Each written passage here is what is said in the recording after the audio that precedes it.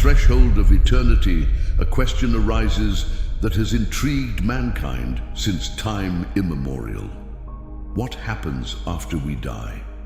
Join us in reflecting on this mystery that transcends the boundaries of the tangible and immerses us in the realm of the unknown. From various religious perspectives to philosophical theories, we will explore conceptions of life after death.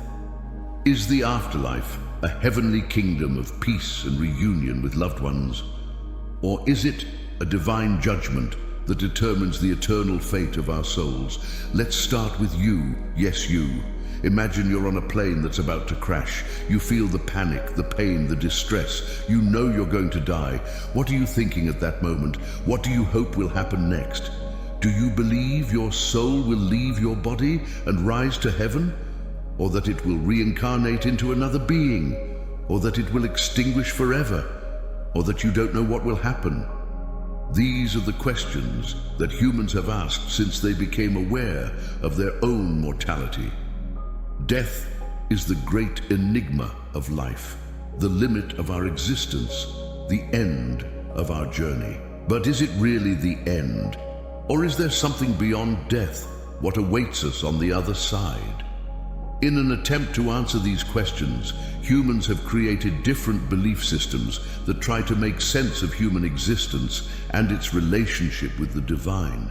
These belief systems are religions which offer us a worldview, a morality, and hope. Each religion has its own conception of what happens to the soul after leaving the body, and how our conduct in life influences our eternal destiny.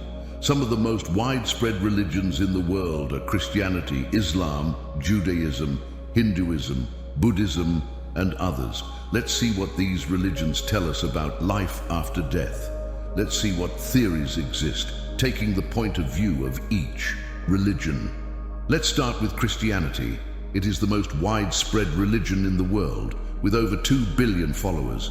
Christians believe that there is only one God who revealed himself through Jesus Christ, his Son, who died and rose again on the third day. Christians believe that after death, the soul separates from the body and is judged by God according to their deeds. Those who have accepted Jesus as their Savior and have followed his commandments go to heaven, a place of peace and eternal happiness in the presence of God. Those who have rejected Jesus and have sinned against God go to hell, a place of torment and eternal suffering away from God. Christians also look forward to the resurrection of the dead and the end of times, when Jesus will return to earth and establish his final kingdom. Now let's move on to Islam, which is based on submission to Allah, the only God, and obedience to his Prophet Muhammad. Islam shares with Christianity and Judaism the belief in the resurrection of the dead and the final judgment, where Allah will decide the fate of each soul. Paradise and hell are similar to those in Christianity, but with some differences. For example, Paradise is described as a garden full of delights and hell as a burning fire. The third religion is Judaism, which is based on the covenant between God and the people of Israel and the fulfillment of divine law. Judaism also believes in the resurrection of the dead and the final judgment, but with less emphasis than Christianity and Islam. Judaism focuses more on earthly life and the observance of commandments than on life after death. Paradise and hell are more vague concepts and less developed ones than in other Abrahamic religions. You might know the next one, which is Hinduism, that is based on the belief in Brahman, the supreme principle of reality, and reincarnation, meaning the transmigration of the soul from one body to another after death. According to Hinduism, the soul is subjected to the cycle of births and deaths, called samsara, until it achieves liberation, called moksha. The fate of each soul depends on karma, that is, on the actions and intentions that it has carried out in its past lives. Karma determines the quality and conditions of the next reincarnation, which can be in a human being, an animal, a plant, or a god. Next, we have Buddhism, which is based on the teachings of Buddha. the enlightened one who discovered the way to escape from suffering. Buddhism also believes in reincarnation and karma, but with some differences from Hinduism. Buddhism denies the existence of a permanent soul and affirms that what is reincarnated is a stream of consciousness conditioned by desire. The goal of Buddhism is to achieve nirvana, which is the state of extinction of desire, suffering, and the cycle of reincarnation. Lastly, I will explain Taoism, which is based on harmony with the Tao, the principle that governs the universe, and on the practice of meditation, energy cultivation, and alchemy. Taoism has a more diffuse and less dogmatic view of life after death. Taoism emphasizes the immortality of the body and spirit, which can be achieved through special techniques and rituals. Taoism also recognizes the existence of other planes of existence, where gods, demons, ghosts, and other beings dwell. As we can see, there is a great diversity of beliefs about life after death in different religions, and each of them has its own sources, traditions, and arguments to support them. However, religions are not the only ones interested in this topic. Philosophy and spirituality have also reflected on the nature of the soul, existence, and transcendence. Philosophy is the love of wisdom, and as such, seeks to answer the great questions of life.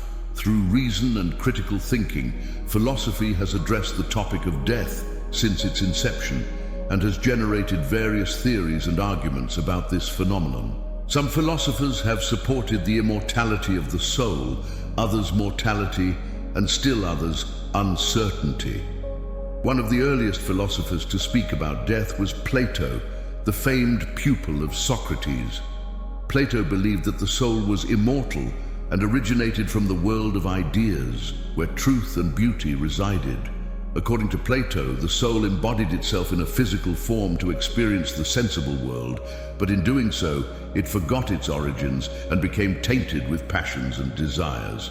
Therefore, the objective of philosophy was to recall and purify the soul, so that upon dying, it could return to the world of ideas and contemplate ultimate reality.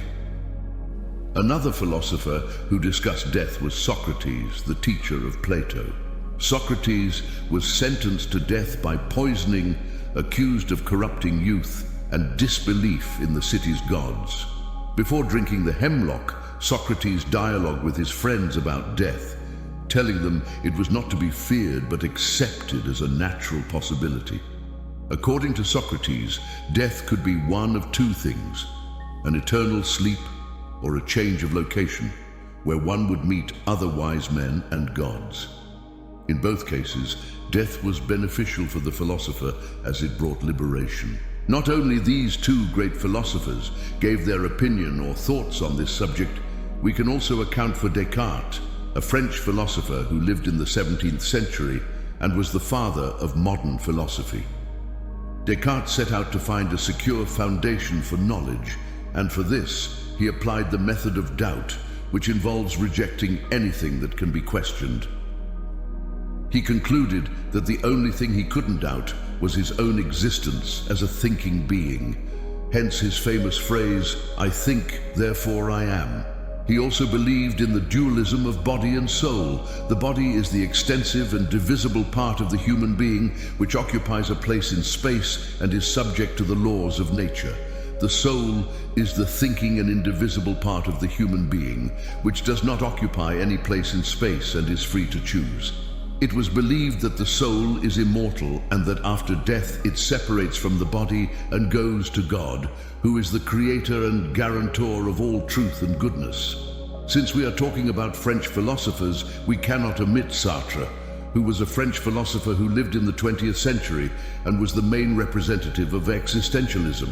Existentialism is a philosophical current that affirms that existence precedes essence. That is, the human being does not have a fixed or predetermined nature, but creates himself through his choices and actions. Existentialism also holds that the human being is free and responsible for his destiny.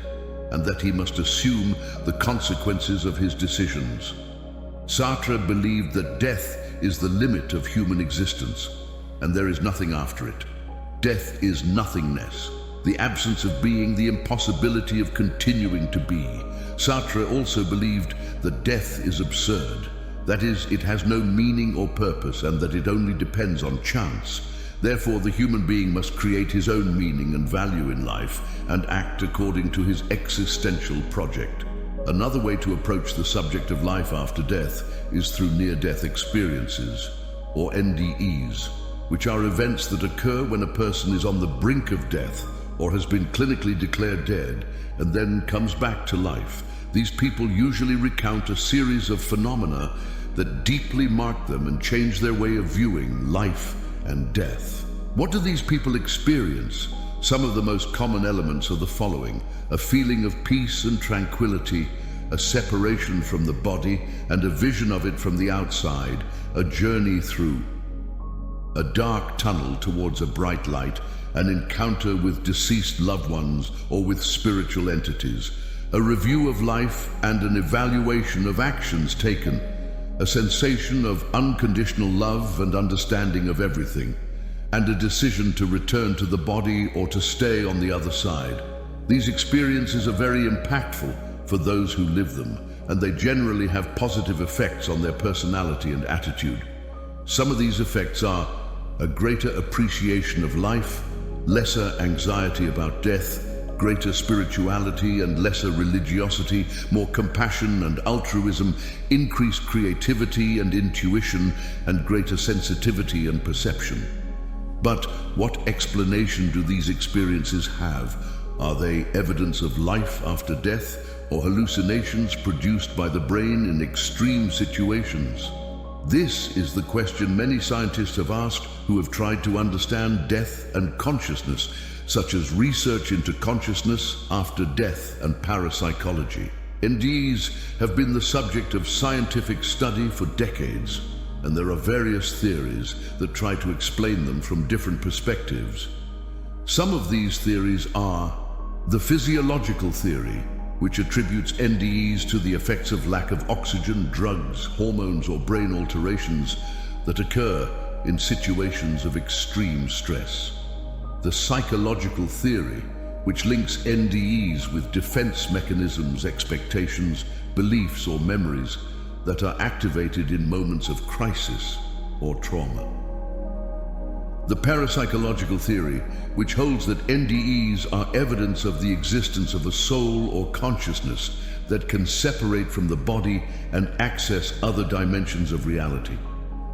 The transpersonal theory, which considers that NDEs are mystical or spiritual experiences that reveal the true nature of the human being and their connection with the divine.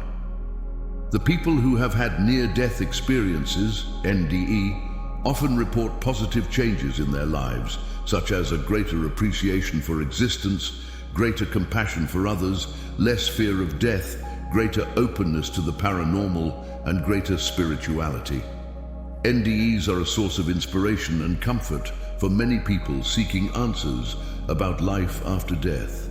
Science is another way to approach the subject of life after death, albeit with more difficulties and limitations than other disciplines. Science is based on the scientific method, which consists of observation, experimentation, hypothesis, and verification of natural phenomena. Science seeks to explain reality in an objective, rational, and empirical way using concepts, laws, and theories. However, science cannot encompass all of reality, and there are aspects that escape its reach or that it has not yet been able to resolve. One of these aspects is consciousness, which is the ability to be aware of oneself and the environment, and is considered as the distinctive trait of human beings. Science has not yet been able to explain what consciousness is, how it arises, where it resides, and what relationship it has with the brain and the body. This raises the question of whether consciousness can survive the death of the body and the brain, and if it can exist independently or on another plane of reality. Some scientists have attempted to investigate this topic using methods and tools such as neuroscience, quantum physics, parapsychology, and artificial intelligence. Some of the most recent scientific studies on consciousness after death are the AWARE study, which is an international project that seeks to analyze NDEs from a medical and scientific perspective, and has recorded cases of people who have regained consciousness after being declared clinically dead, and have reported verifiable perceptions that coincide with the events that occurred during their cardiac arrest. The University of Southampton study, which is a research that has measured the brain activity of over 2,000 people who have suffered a cardiac arrest, and found that some of them have shown signs of consciousness up to 10 minutes after their heart stopped beating. This suggests that consciousness may persist beyond clinical death. The University of Virginia study, which is research that has collected over 2,500 cases of children who remembered past lives, and found evidence that some of them have retained personality traits, tastes, phobias, birthmarks, or wounds that coincide with those of people they claim to have been in past lives. This indicates that consciousness may reincarnate in other bodies. These studies are just some examples of scientific research on life after death, but they are not conclusive or definitive. Science still has many challenges and obstacles to deal with, such as lack of consensus, scarcity of resources, the difficulty of replicating results, the influence of biases, the resistance of the scientific community, and the complexity of reality. Therefore, science must be humble and open to the possibility that there are more things than it can explain or understand. Science has made great progress in the study of death and consciousness, and has discovered many interesting findings. For example, it has been proven that the brain continues to function for a few minutes after the heart stops, and there can be electrical activity in some areas of the brain even hours after death. It has also been observed that some people can perceive what is happening around them when they are in a coma or cardiac arrest state, and they can remember specific details of what they saw or heard. Moreover, the research has been done into the possibility that consciousness is a phenomenon independent of the brain, and that it can exist outside of the body or on other levels of reality. However, science also has its limits, and it cannot address all metaphysical questions about death and life after it. Science is based on empirical evidence and cannot prove or refute the existence of God, the soul, heaven, hell, reincarnation, or nirvana. Science can offer hypotheses and theories, but cannot provide certainties or absolute truths. Science can describe phenomena, but cannot interpret its meaning. Therefore, science is not incompatible with religion, philosophy, or spirituality, but can complement and enrich them. Science can help us better understand the world and ourselves, but it cannot answer all our existential concerns. Science can expand our knowledge, but it cannot replace our faith, our reason, or our intuition. Having explored some of the answers given by religions, philosophy, science, and people who have had near-death experiences, I would like to share with you my own reflections and opinions on the subject. Of course, these are just my personal viewpoints, and I don't intend to impose or offend anyone. I respect the diverse beliefs and perspectives about life after death, and I encourage you to do the same. Personally, I believe that life after death is a mystery that we cannot solve with certainty, but that we can intuit with the heart. I believe there is something beyond this life, that we are not just material bodies, but we have a spirit that connects us to a higher and deeper reality. I believe that death is not the end, but a transition, a door that opens to another dimension of existence where we will meet our loved ones, with our spiritual guides, and with the source of all life.